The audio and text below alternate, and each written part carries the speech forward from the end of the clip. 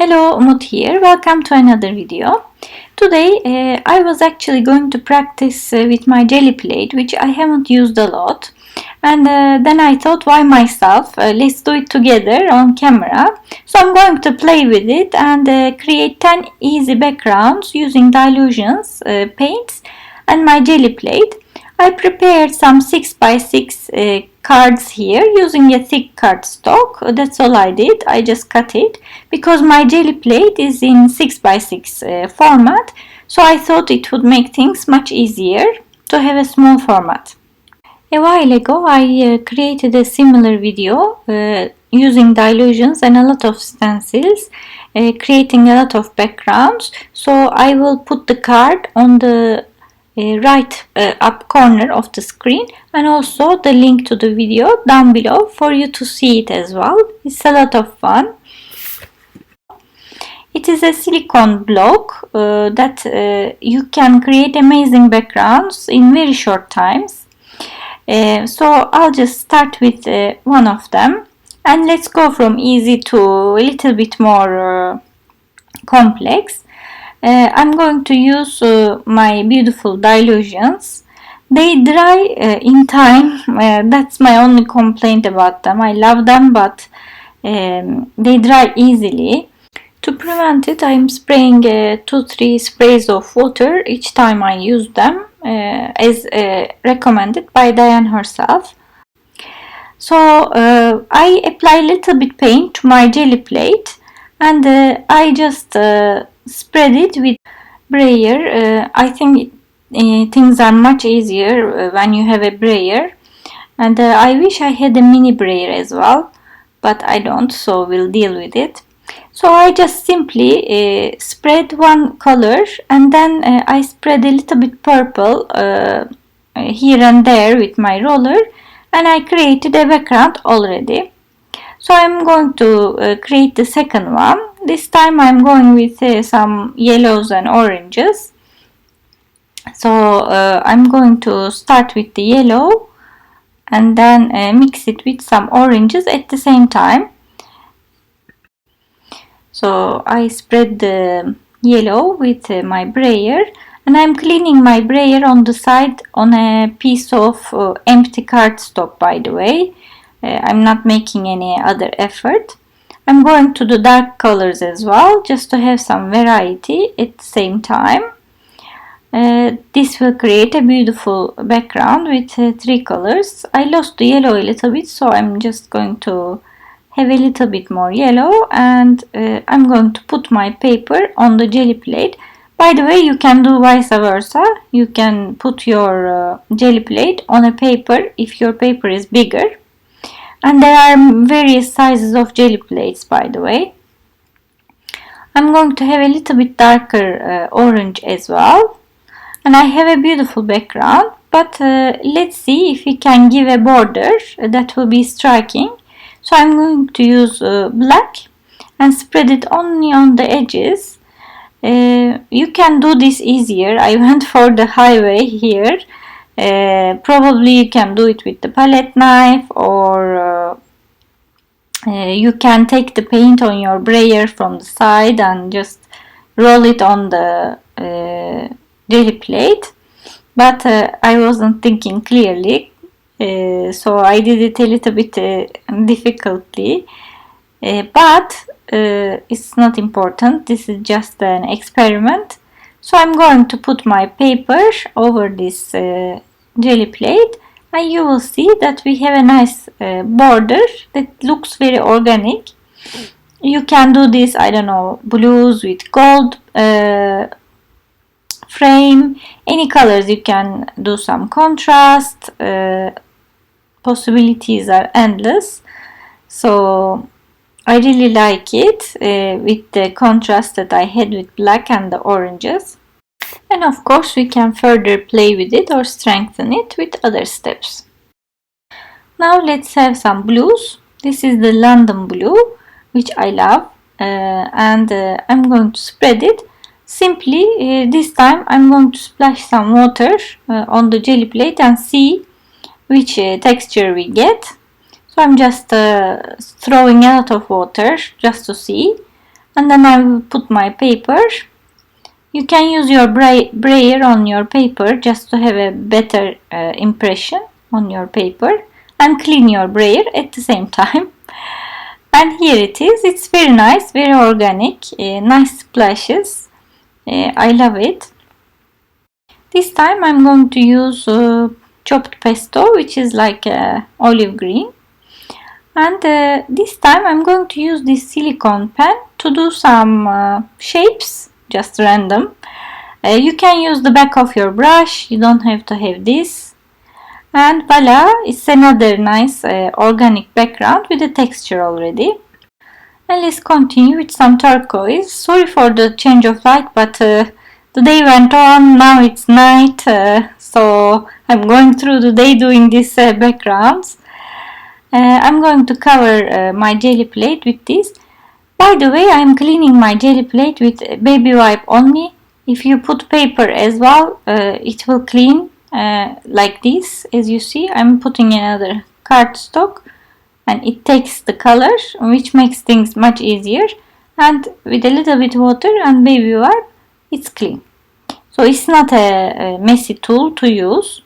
I'm going for a pink contrast here for you to see how it looks when you have contrasting colors. And at the same time, I wanted to try it on a stencil.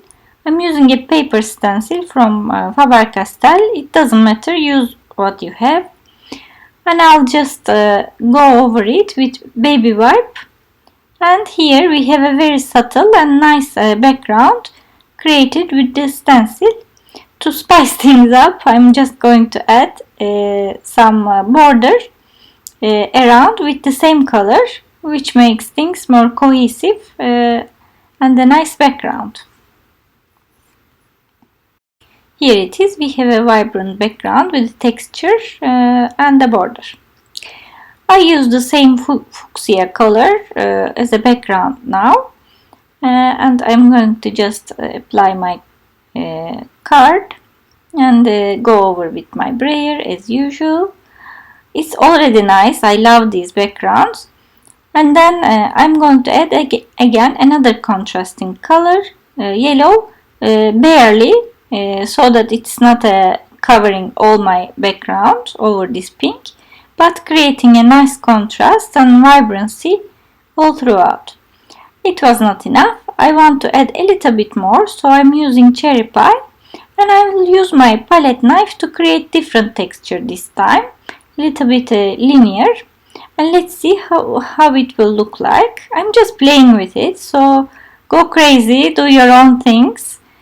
It's very much fun. I had a lot of fun. As you see, the texture is different and the colors create a nice background. Again, I want to use this color to make my frame so that it all looks very cohesive. I just can't help myself from framing the pages. So here it is. In no time we have a gorgeous background. Now I wanted to use this burgundy color, which I love. It's amazing for vintage backgrounds.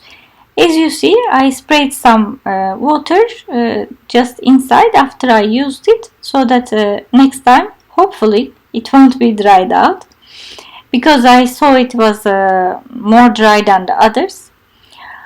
I'm using another stencil, and this time I'm going to use this paper to go over the stencil to create my texture. And I am first doing my texture with the stencil. So I'm going to put the paper on, have a nice texture. As you see, it's not perfect, it's very organic. Then I am going to use another green color to have again a nice contrast and go over my jelly plate. Then I will use this paper to see how it looks and press it on the places that I want the color. Eventually it looks very nice. It didn't cover the other color because it's a lighter color. Then I am using this chopped pesto again to darken things up. just to play again. There's nothing in my mind except for a nice background and see what happens. So I'm going mainly around the borders actually, to have darkness around the borders. I really like these colors. I should use this really to make a background. And to lighten things up and see, I'm using a little bit yellow as well. As you see, I'm not spreading it all over my jelly plate, and I'm not pressing my paper. I'm just playing and seeing if I like it. This way you won't have surprises that you won't like maybe. But it's all okay. I love the colors and the yellow in the middle. Now let's move on to some oranges and reds. I'm going to take one orange and one red color. These are my colors and I'm going to apply it. But in the middle my husband called, so I got distracted. You will see it will be a little bit fast forward because I was talking and painting at the same time. I forgot. And the background is like this, as you see. And I'm going to put my paper on it as usual. If it's a larger paper or my notebook, I would put my jelly plate. I love these colors, honestly, it's an amazing background already. But again, to spice things up, I'm going to create a contrast with a very vibrant green, cut green. And I'm going to create some texture as well. Again, I saw it was dry, so I'm spraying my water. And I'm going to just use again my brayer to spread my green, not all the plate, just to have some different texture. I'm going to cover only a part of it, and then I'm going to use these texture tools from Faber-Castell that look like combs with different tips.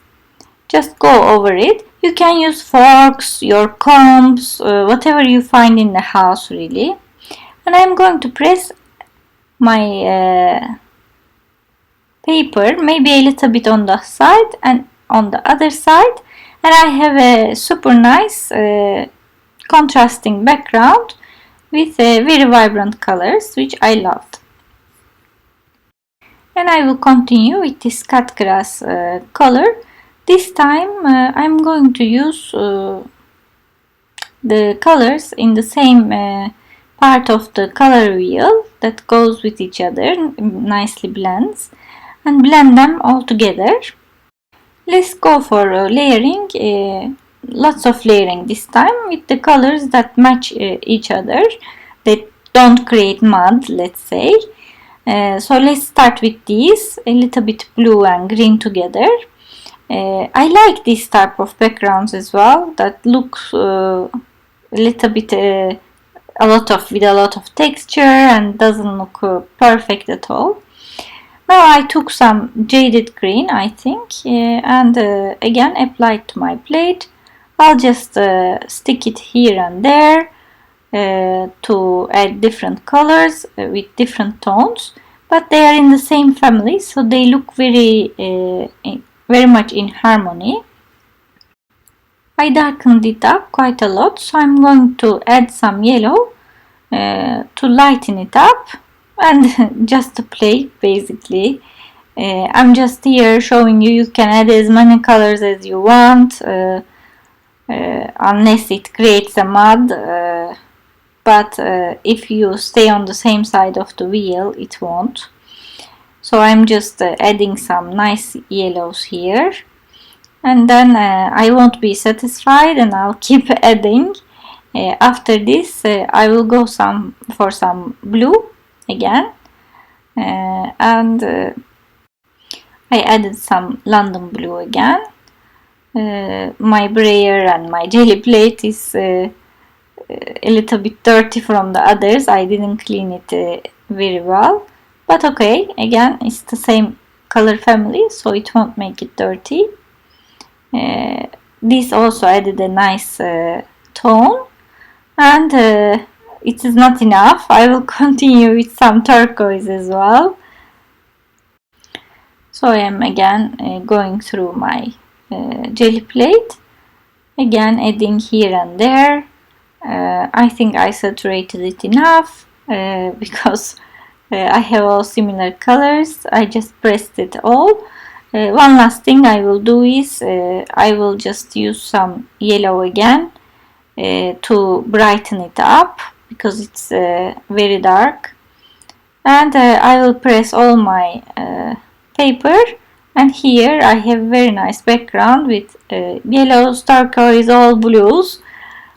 After I cleaned my jelly plate, the last and 10th background, I will use again a combination of muted color and a very vibrant color to show you we can achieve a great contrast with texture. So I put my gray on my paper. I have these greens from the last time because I was a bit lazy to clean it thoroughly. But it's okay. First of all, it's already a nice color, even mixed with a little bit green. But we can do another layer that will be much cleaner, and press our paper again. This time it will be a more dense and clean gray because everything is clean, as you see. I'm just covered the corner of the page as well, just to have a clean gray background. And then I'm choosing this purple color to really make a nice contrast with a muted and a very vibrant color. Violet or purple is a very striking color. I love it.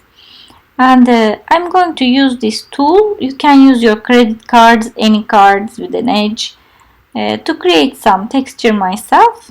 This is a catalyst tool, which is a silicone tool. And I will just go over the paper again and see what we have. As you see, there is some gray, but purple made a really nice contrast on top. So we have our 10 backgrounds that we did with our Dylusions and Gelli Plate in no time. Really easy, a very good start. If you're a beginner, it's a very good way to create some amazing textured backgrounds and also play with color and textures and discover your creativity. As you see, I only applied a few methods, but there are many more that we can discover. So I hope you enjoyed this video. Please don't forget to subscribe to my channel. The button is on the right bottom corner. Thanks for watching and see you next time.